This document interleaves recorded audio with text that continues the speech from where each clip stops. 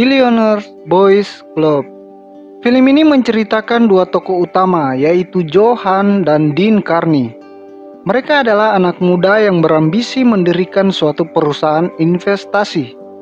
Mereka berdua tidak berlatar belakang dari orang kaya, tapi mereka mampu merekrut orang-orang kaya dengan bermodalkan pengetahuan dan melihat peluang usaha.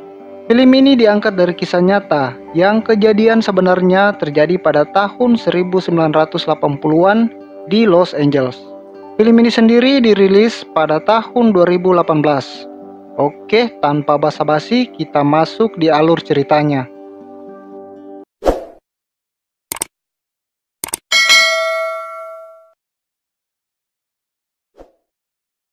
Film bermula di mana Dean menceritakan sedikit masa lalunya.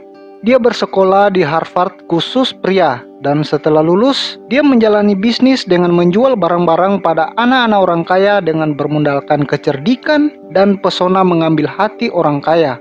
Di suatu ketika, dia akan menjual mobil pada seorang anak orang kaya. Saat dia lagi menawarkan dagangannya, dia melihat Johan yang lagi ngobrol dengan atasannya. Johan adalah teman kuliah Dean saat di Harvard dulu. Joe adalah orang yang paling cerdas di angkatannya. Di situ mereka ngobrol dan Dean mengatakan kalau Joe pantas memiliki bisnis sendiri dan bukannya bekerja pada orang lain karena dia sangat cerdas dan pekerja keras. Dean pun mengajak dia membangun bisnis bersama karena menurut Dean, Joe memiliki otak yang sangat cerdas dan dia punya koneksi dengan orang-orang kaya. Maka mereka bisa menguasai kota Beverly Hills. Joe pun setuju dan mereka akan bertemu dengan orang-orang kaya teman mereka kuliah dulu. Joe pun pergi ke sebuah klub pada ulang tahun salah satu anak orang kaya di Los Angeles. Dia berdandan ala Presiden Reagan. Awalnya dia tidak diberi izin karena penjaga tidak mengenalnya, tapi Dean menjemputnya dan akhirnya mereka pun masuk di dalam klub itu. Di situ Joe bertemu dengan Sydney Evans, wanita idamannya. Sydney menyebut Dean dengan Min Dean. Mereka pun bertemu dengan anak-anak orang kaya.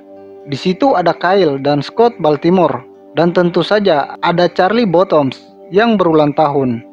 Mereka bertiga adalah anak-anak orang kaya yang ada di Los Angeles.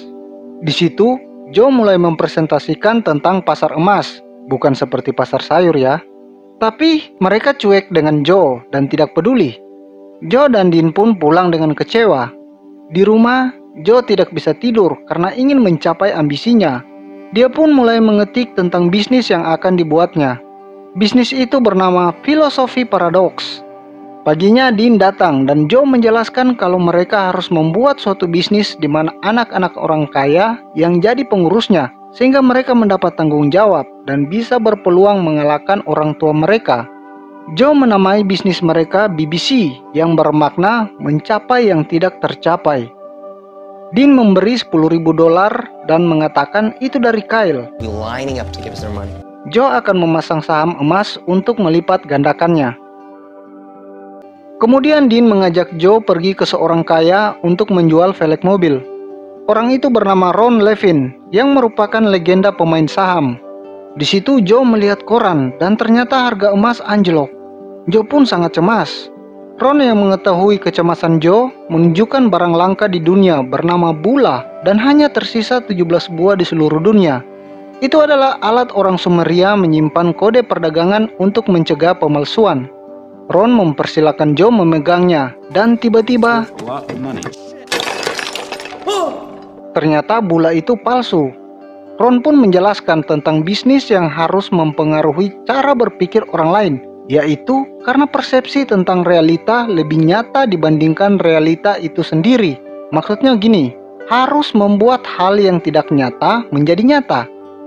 Joe dan Dean pergi ke orang-orang kaya. Di kamar mandi, Joe semakin panik karena uang yang $10.000 itu tanpa sepengetahuan Kyle dan telah hangus $5.000 dalam saham emas. Uang itu sebenarnya untuk membeli mobil. Dean memberi presentasi bualan pada orang-orang kaya dan berpikir keras. Joe mendapat ide dari filosofi paradoks dan Joe teringat kata-kata dari Ron. Dia pun menulis kerugian menjadi untung $5.000. Dia memaparkan semua ide tentang bisnis mereka. Para anak orang kaya itu pun setuju karena tergiur dengan untung besar, tapi Joe tetap panik. karena telah menipu mereka. Mereka pun pergi party di sebuah klub. Saat di restoran, Joe dan Dean lebih meyakinkan mereka tentang saham-saham yang luar biasa. Di situ ada Ron dan Sydney. Ron memperkenalkan Joe pada seorang seniman terkenal bernama Andy. Di situ, Joe mengajak Ron untuk berinvestasi di bisnisnya. Seniman itu memberikan nomor teleponnya. Kyle mengajak Scott untuk berinvestasi lebih banyak lagi. Mereka pun memberikan cek $60.000 pada Joe. Joe dan Sydney bertemu di luar. Ternyata, Sydney seorang seniman. Joe merayu Sydney dan memberikan nomor Andy pada Sydney. Bisnis awal mereka adalah membeli mobil dari Jerman karena penjualannya di Amerika bisa mencapai 5 kali lipat dari harganya. Mereka pun mengetes mobil tersebut. Joe pergi ke rumah Ron untuk mengajaknya join pada bisnis mereka. Joe menawarkan berinvestasi kecil dulu, tapi Ron mengatakan kalau dia akan memberikan uang yang banyak untuk join. Ron pun mengatakan kalau terkadang kebenaran adalah kebohongan terbaik. Seperti bisnis Pitup dan Snake Cobra. Salah ya? Oke, lanjut. Mereka pun mulai bergerilya pada orang-orang kaya lainnya untuk mengajak mereka join. Ya, karena yang ngajak itu anak-anak orang kaya, jadi bos-bos besar mau join dengan mereka. Bahkan orang tua mereka pun ikut join. Mereka akhirnya punya kantor sendiri. Ron juga ikut berinvestasi. Dia menyuruh menelepon Frank Pittman untuk mencairkan uangnya. Frank adalah kepala bank. Frank mengatakan di rekening pada penutupan harga emas adalah $4 juta. Ron memberi $4 juta. Mereka pun memberi keuntungan 50% pada investor mereka yang pertama. Sang investor malah melipat gandakan investasinya. Di lift, Joe sangat cemas karena investasi mereka hanya bersifat di atas kertas saja dan tidak nyata. Joe akan bertemu dengan seorang investor di restoran, tapi orang itu lagi berhalangan. Di situ ada Sydney dan mereka pun ngobrol. Ternyata Sydney mengenal Dean dan dia mengatakan kalau harus hati-hati dengannya karena Dean adalah orang yang curang, tapi Joe tidak terlalu peduli. Mereka ngobrol tentang keluarga mereka.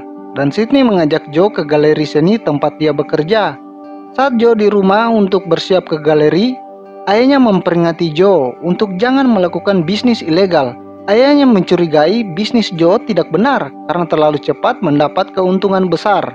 Di galeri, Sydney dimarah atasannya karena salah satu barang pameran rusak. Joe menghibur Sydney dan memperbaiki barang yang rusak tersebut. Mereka lanjut di apartemennya Sydney. Oke, lanjut.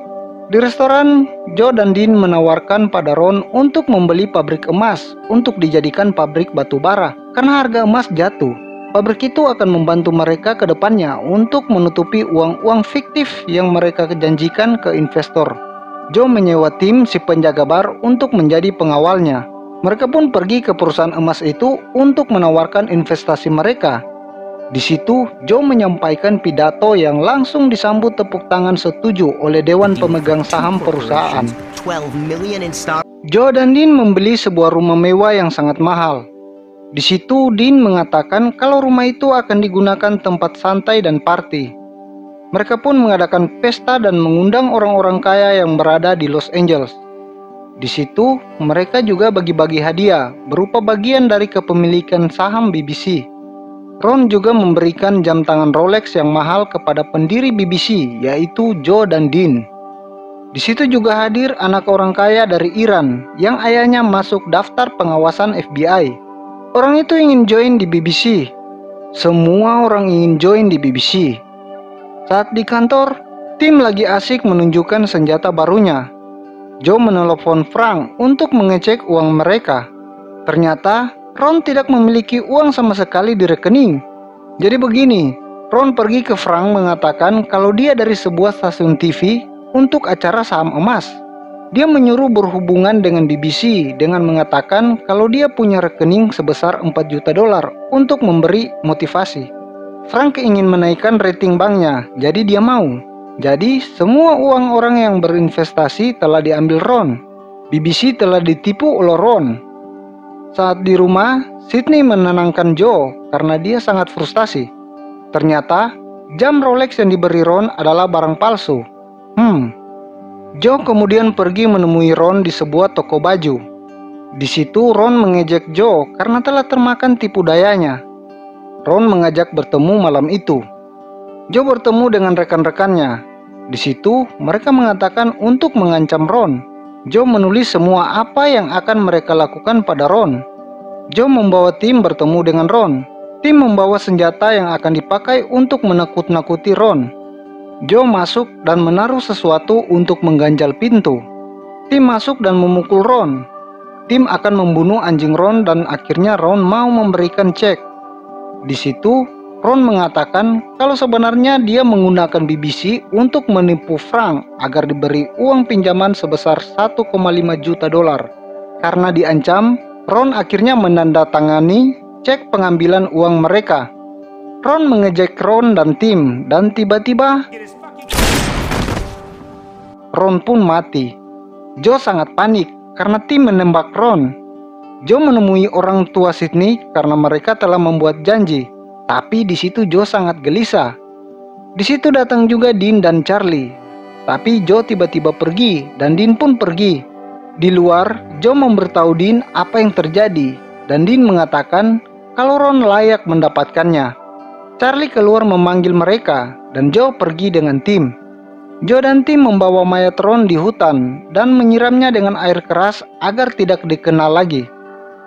Joe kemudian pulang ke rumah dan tidur bersama Sydney.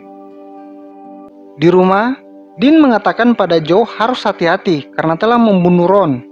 Ternyata rekening Ron telah dibekukan oleh pihak bank. Mereka teringat dengan orang bernama Ismail yang ayahnya buronan Iran waktu di pesta lalu. Mereka akan meminjam modal 1 juta dolar untuk mengembalikan uangnya orang-orang yang berinvestasi. Tapi masalahnya, mereka harus menyelundupkan ayah Ismail ke Los Angeles untuk mendapat uang tersebut. Mereka akan membawa ayah Ismail di dalam peti. Akan tetapi, ayah Ismail tidak mau karena itu seperti penghinaan. Ayah Ismail menghisap opium dan masuk dalam sebuah ruangan karena dia tidak mau masuk peti. Tiba-tiba, ayah Ismail jatuh pingsan dan di situ ada kunci kotak depositnya. Mereka membawa ayah Ismail dalam peti. Saat mereka sampai, Ismail mengatakan kalau deposit ayahnya bernilai 5 juta dolar dalam bentuk berlian. Joe kemudian mengajak Sydney pergi keluar kota, tapi Sydney tidak mau karena telah kecewa dengan Joe. Di kantor BBC, para investor telah menunggu pencairan. Kyle dan Scott pergi dari situ. Charlie mencoba menahan mereka, tapi mereka sangat takut terlibat hal yang salah karena investasi bodong. Di tempat persembunyian, Dean menjaga ayah Ismail. Dia mengambil pipa rokok dan menghisap opium ayah Ismail. Tiba-tiba ayah Ismail terbangun dan mencekik Dean. Untungnya Joe datang. Dean menyeruduk ayah Ismail dan mereka terjatuh. Joe pergi mencari tali untuk mengikat ayah Ismail. Tapi ayah Ismail akan menelepon seseorang dan Dean membunuh ayah Ismail. Joe mengatakan supaya mereka menyerahkan diri dan mengatakan kalau itu pembelaan diri. Tapi Dean tidak mau karena polisi tidak akan percaya. Mereka pun membawa ayah Ismail dan membuangnya di sungai. Mereka akan mengambil berlian milik Ismail dan mengatur pertemuan. Saat pulang, Dean mendapati Sydney di rumah dan Sydney memarahi karena telah menyeret Joe dalam hal buruk. Dean pun melakukan hal yang kurang ajar pada Sydney. Ternyata Joe pulang ke rumah ayahnya. Di situ Joe minta maaf pada ayahnya karena tidak mendengar nasihat ayahnya. Joe juga meminta bantuan pada ayahnya untuk mencairkan berlian Ismail. Kemudian Ismail, Joe dan ayahnya pergi ke bank untuk mengambil berlian. Di situ polisi datang dan menangkap Joe. Di kantor polisi, Dean sedang diinterogasi polisi dan dia mengatakan kalau Joe telah membunuh ayah Ismail dan Ron. Dia mengarang cerita pembunuhan yang dilakukan Joe, Tim, dan Charlie. Dia menjual teman-temannya. Awalnya polisi ragu, tapi Dean membawa catatan Joe yang pernah dia tulis untuk mengancam Ron sehingga polisi percaya padanya. Dean pun dibebaskan. Joe yang merana hanya bisa menatap kosong. Di akhir film dikatakan kalau Johan dihukum penjara seumur hidup dan sampai sekarang tidak mengakui kesalahannya. Film pun tamat. Oke guys, dari film ini kita dapat pelajaran Kalau harus hati-hati dalam menjalankan bisnis atau usaha. Tidak ada usaha atau bisnis yang keuntungannya bisa melejit dalam waktu singkat, kecuali itu ilegal. Akan tetapi, dari film ini kita juga bisa mendapatkan hal yang positif, yaitu kita harus memiliki motivasi yang kuat untuk mengembangkan diri kita sendiri dan berani keluar dari zona nyaman, berani menerobos batasan-batasan yang kita anggap sulit. Dalam film ini sempat juga disinggung tentang bisnis berskema Ponzi. Jadi, hati-hati ya dalam memilih bisnis.